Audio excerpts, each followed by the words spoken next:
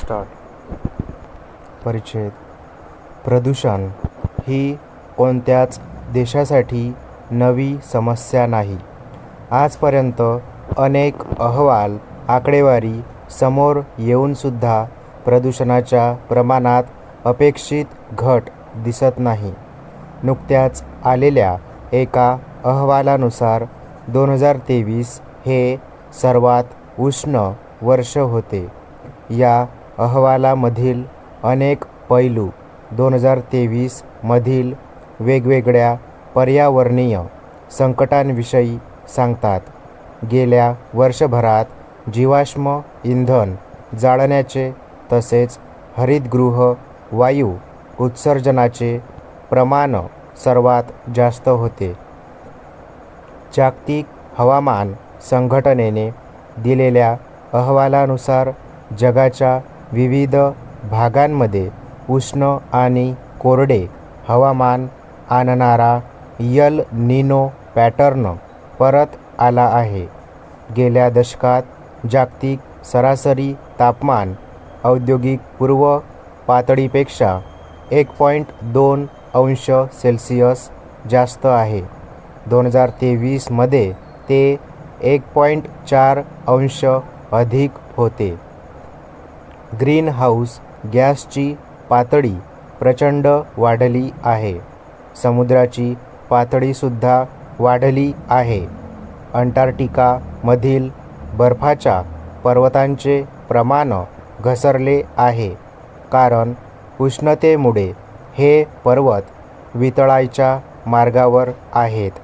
प्रदूषणामुळे सर्व उच्चतम आकडे मोठ्या प्रमाणात मोडले जात आहेत, असे संयुक्त राष्ट्र जागतिक हवामान संघटनेचे महासचिव यांनी सांगितले. परिच्छेद.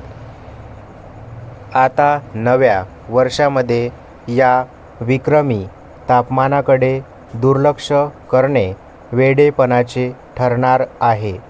युरोपपासून आशिया आणि बृहन अमेरिकेपर्यंत सर्वत्र तीव्र उष्णतेच्या लाटा दिसत आहेत. गेल्या वर्षभरात उष्णतेच्या लाटांनी उच्चांक गाठला.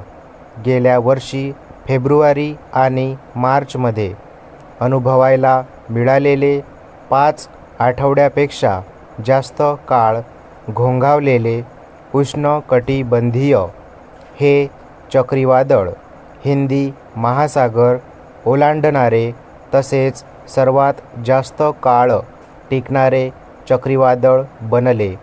ते 3 वेळा जमिनीवर आदळले.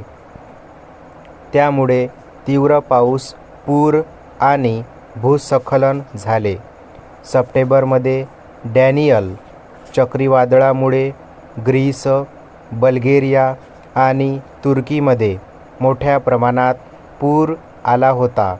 यानंतर हे वादळ भूमध्य समुद्र पार करून लिबियाच्या दिशेने निघाले.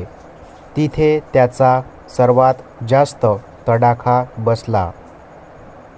किमान 5,000 लोक मारले गेले आणि हजारो विस्थापित झाले. गेल्या वर्षभरात जंगलाला आग लागण्याच्या घटनाही प्रचंड वाढल्या. कॅनडामध्ये हंगामातील सर्वात भीषण आगीची नोंद झाली. तेथील 18.5 दशलक्ष हेक्टर जमीन त्या आगीत नष्ट झाली. जवळपास सिरियाच्या आकारमानाएवढी जमीन नष्ट झाल्याने वन्यजीवांच्या प्रमाणातही फरक पडला. कॅनडामध्ये दरवर्षी वन्य आगीच्या हंगामात सरासरी 2.5 दशलक्ष हेक्टर जमीन जळते. या आगीमुळे हवाई, चिलीचे काही भाग आणि दक्षिण युरोप आणि कॅनरी बेटांमधील अनेक जंगलेही नष्ट झाली. परिच्छेद. मध्य आणि दक्षिण अमेरिका, युरोप आणि पूर्व आफ्रिकेतील अनेक ठिकाणी दीर्घकालीन दुष्काळामुळे आगीची समस्या निर्माण झाली. आग आणि पूर या समस्या दुष्काळामुळे उद्भवल्या. ज्वलनशील कोरडी जंगले अनियंत्रित आगीमुळे अधिक असुरक्षित असतात आणि दुष्काळाच्या दीर्घ कालावधीमुळे अचानक पाऊस शोषण्यास माती खूप कठीण होऊ शकते. त्यामुळे या ठिकाणी अन्य आग ही दिवसेंदिवस वाढत चाललेली समस्या आहे. या वाढत्या पर्यावरणीय समस्यांचे गांभीर्य ओळखून जर्मनीने अणुऊर्जेला निरोप दिला. एप्रिलमध्ये आपले शेवटचे 3 अणुऊर्जा प्रकल्प बंद केले. अशा प्रकारे 2011 मध्ये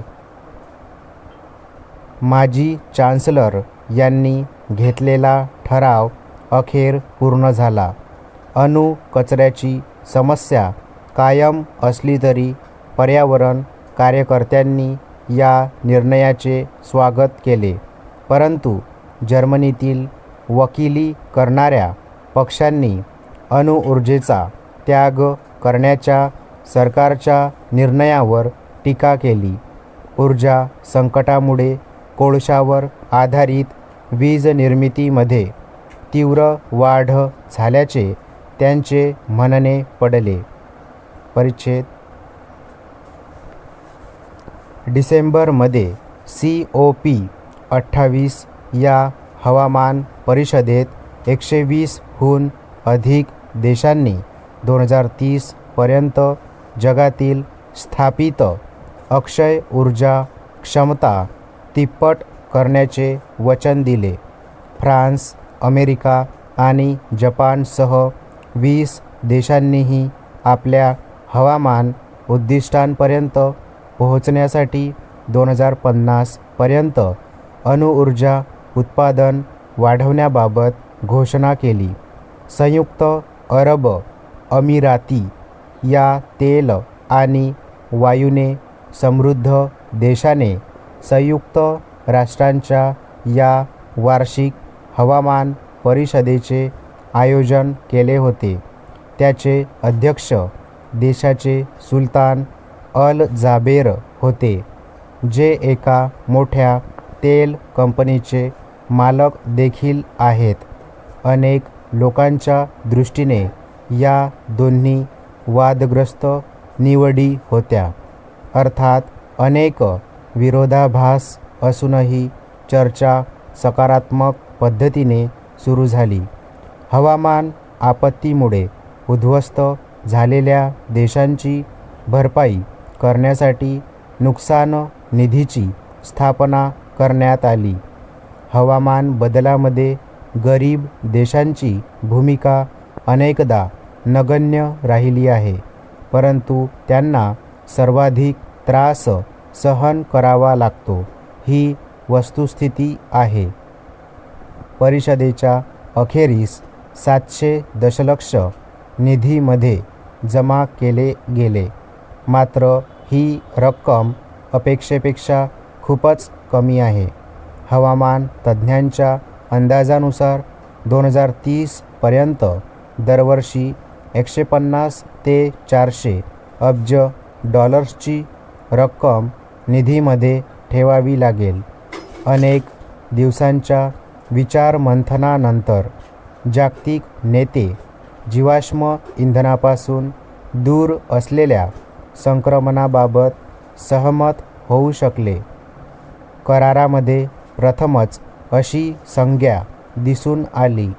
संयुक्त राष्ट्रांचे हवामान प्रमुख सायमन म्हणाले की 200 देशांनी स्वाक्षरी केलेला हा करार जीवाश्म इंधनाच्या समाप्तीची सुरुवात आहे. हे इंधन हवामान संकटाचे मुख्य कारण बनले आहे. अर्थात या करारामध्ये निर्धारित तारखेपर्यंत तेल, वायू आणि कोळशाच्या एकूण फेज आऊटबद्दल काहीही सांगितले गेले नाही. या संदर्भात इशारा दिला आहे की या उणीवा आपल्या जीवाश्म इंधनाच्या बाजूच्या पारड्यामध्ये झुकवतील.